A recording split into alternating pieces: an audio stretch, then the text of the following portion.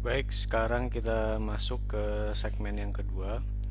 Di sini kita akan melihat salah satu aplikasi dari simulasi Monte Carlo, di mana di sini Anda akan diminta untuk menghitung phi, ya, atau phi dari lingkaran yang nilainya sama dengan 3,146, dimana gimana caranya kita bisa menghitungnya begitu ya, mengilustrasikan dengan simulasi Monte Carlo. Nah, konsepnya terlebih dahulu ya, yang disebut sebagai V. Jadi kalau ini titik gitu, kemudian yang ini kita ukur sebagai D, di mana D itu sama dengan 2R ya, tentu saja dua jari-jari. Nah, maka sebetulnya V itu adalah rasio antara keliling begitu ya, lingkaran dibandingkan dengan diameter lingkaran. Nah, maka kalau dalam kasus ini keliling lingkaran berarti adalah V dikalikan D, kemudian di sini adalah D, sehingga memang nilainya adalah V. Jadi artinya berapapun nilai dari diameternya tersebut, pasti persamaan ini berlaku ya. Makanya di situ Anda diberikan nilai V-nya tersebut. Nah, sekarang bagaimana kita bisa memanfaatkan konsep dari simulasi Monte Carlo? Nah, di sini kalau kita gambarkan terlebih dahulu, maka konsepnya adalah seperti ini ya. Ilustrasikan begitu, misalnya kita punya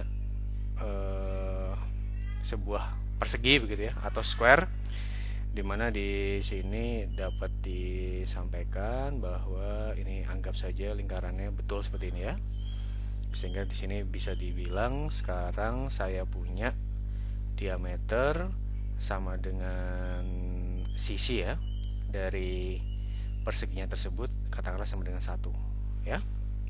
Kemudian di sini adalah titik tengahnya, berarti otomatis kalau kita lihat di sini, sekarang kalau kita ukur luas dari perseginya berarti kan sama dengan 1 ya, atau 1 dikali 1. Sementara luas lingkarannya berarti kan adalah V dikalikan R kuadrat gitu ya. Berarti dalam hal ini kita punya V-nya adalah luas lingkarannya adalah V dikalikan setengah kuadrat. Itu berarti kalau kita hitung maka dia adalah V per 4 ya. Oke. Nah, sekarang kalau saya bandingkan begitu ya. Kalau saya bandingkan antara luas dari lingkaran dibandingkan dengan luas dari perseginya tadi ya, maka kan dia akan sama dengan V per 4 ya. Dari sini, dari notasi ini artinya kalau Anda ingin mencari V, misalnya yang di terminologi ini kemudian saya sebut sebagai A begitu ya, berarti kan A sama dengan V per 4. Nah, maka untuk mencari V-nya dia tidak lain kan adalah 4 dikalikan A, atau 4 dikalikan rasio antara luas lingkaran dibandingkan luas persegi gitu ya. Nah, sekarang bagaimana ide dasarnya? Bayangkan misalnya Anda sekarang berada dalam koordinat kartesian ya. Jadi ini saya ulang lagi bahwa sekarang yang terpenting adalah kita tahu bahwa untuk mencari V itu dari relasi ini sama dengan 4 kali kan dikalikan A, di mana A-nya adalah 4 kali dikalikan rasio antara luas lingkaran dibandingkan dengan luas persegi ya. Jadi 4 untuk mencari V sama dengan 4 dikalikan antara luas lingkaran dengan luas persegi ya. Nah, sekarang bagaimana definisi luas tersebut sekarang kita coba terjemahkan dalam simulasi Monte Carlo. Sekarang coba misalnya kita gambarkan lagi. Ini adalah persegi dengan tadi ya, ukurannya berapapun begitu ya. Sekarang saya adalah lingkarannya. Ini anggap saja semua lingkarannya berada di dalam titiknya tersebut ya. Anggap saja semua lingkarannya berada di dalam perseginya. Sekarang kalau saya ini adalah titik 0, 0 begitu ya, yang di sini. Kemudian koordinat kartesiannya bisa kita gambarkan. Ini adalah X, ini adalah Y, ya. Sehingga kalau saya mengambil sembarang titik gitu di sini, ini adalah A, B, maka Anda ingat dari SMA, maka X minus A kuadrat begitu ya, ditambah Y minus B kuadrat itu akan sama dengan jari-jari kuadrat, ya. Sekarang kalau kita berada di pusat, berarti sekarang kalau saya punya ini adalah X kuadrat ditambah Y kuadrat gitu ya. Kalau dia sama dengan 1, maka implikasinya dari titik yang saya pilih itu, berarti kan kalau dia kurang dari 1, di mana jari-jarinya itu adalah 1 gitu kan. Diameternya begitu ya. Diameternya itu adalah 1 tadi, atau untuk berapapun kasusnya, maka implikasinya dia akan berada di dalam lingkarannya tersebut, ya. Berarti ini berada di dalam lingkaran, ya. Sementara kalau dia ini tidak terpenuhi, berarti X kuadrat ditambah Y kuadrat lebih besar sama dengan 1, ya. Ini dalam kondisi yang seperti ini. Ini kalau yang ini yang bersih begitu ya. Maka dalam kondisi seperti ini, maka dia akan berada di luar lingkarannya tersebut. Nah, tadi kita bisa menghitung bahwa V-nya akan sama dengan 4 kali rasio antara luas yang ada di dalam lingkaran dibandingkan dengan luas perseginya.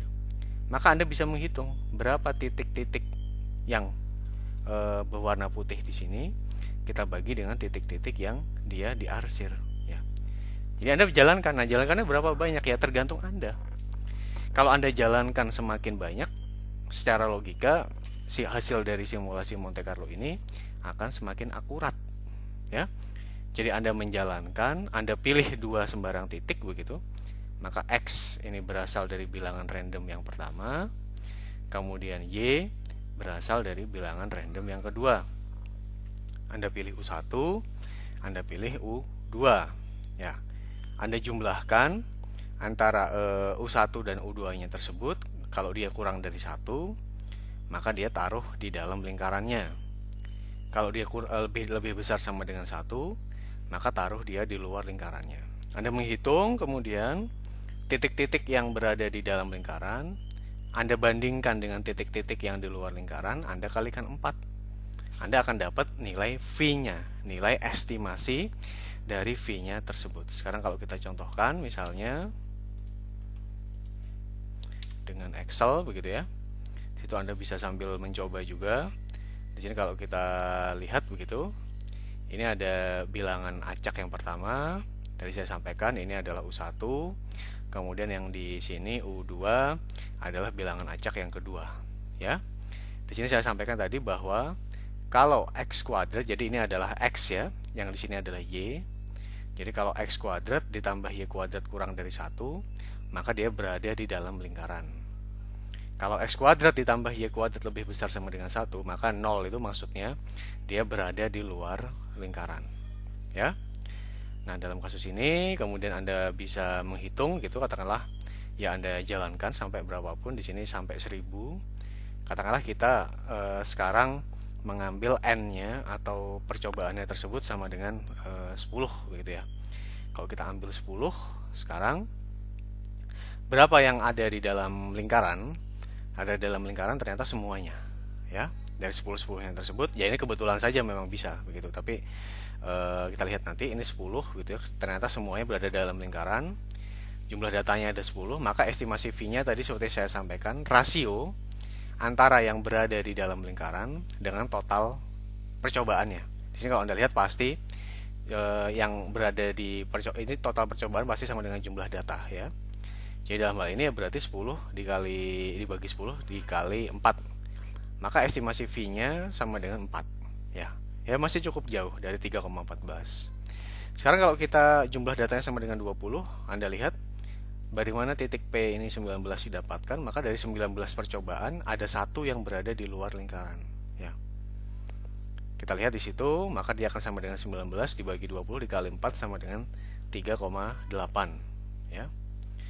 Kemudian kalau kita lihat lagi, sekarang untuk 30 nilainya 3,73, untuk 40 ternyata ada 33 saja yang ada di dalam lingkaran, maka dia kalau kita lihat sekarang 33 dibagi 40 dikali 4 berarti sama dengan 3,3 dan seterusnya.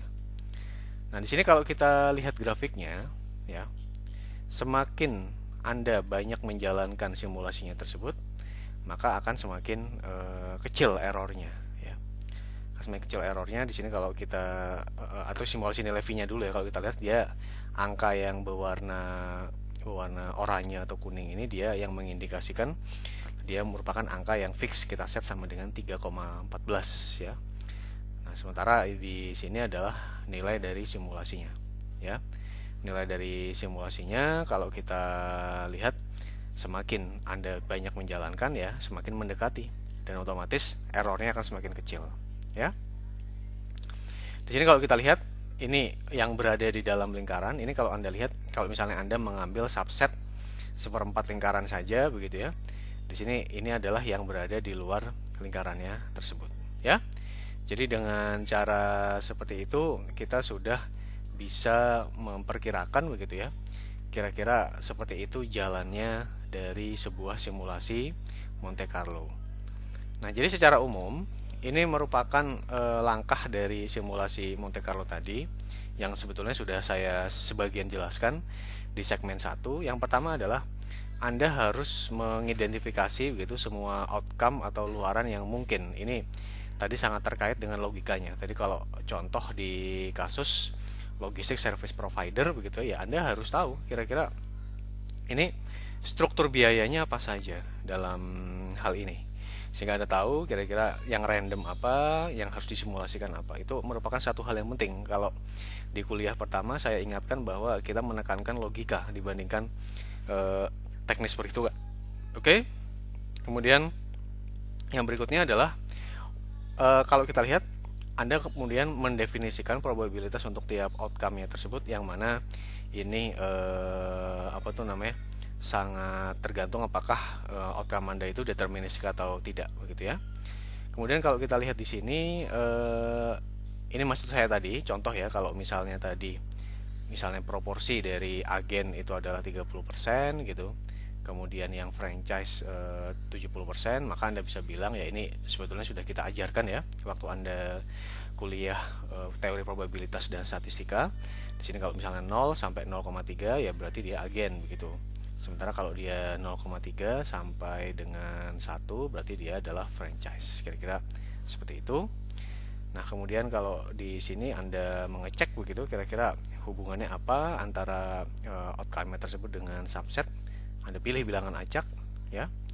Anda pilih corresponding event, atau kalau Anda anggap sebagai variat juga boleh, meskipun saya tidak terlalu paham ya.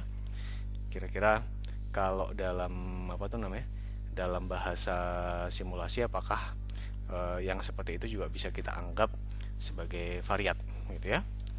Kemudian kalau Anda lihat lagi sekarang Anda Anda membangkitkan begitu simulasinya dan Anda ulang begitu sampai selesai. Jadi dalam kasus kita tadi bagaimana Anda outcome-nya apa? Berarti outcome-nya logikanya Anda harus bisa set gitu, bahwa caranya kalau mengukur V-nya tadi ya berarti dalam hal ini lingkaran itu adalah yang X ini kita bagi dengan yang bulat kita kalikan 4 gitu ya, itu outcome-nya. Nah, ternyata outcome-nya apa? Berarti kemudian dalam setiap percobaan saya bisa mendefinisikan apakah dia akan masuk ke X, apakah dia akan masuk ke bulat gitu ya. Nah, kemudian kalau sudah di situ baru Anda bangkitkan. Nah, di sini kita memilih percobaannya itu sampai dengan N kali ya. Mohon maaf ini terjadi kesalahan. Berikutnya kalau kita lihat ini merupakan langkah dari simulasi begitu ya. Anda bisa set sebuah fungsi itu hubungannya seperti apa ya. Kalau dalam hal tadi berarti y-nya begitu, di sini dia merupakan fxy begitu ya.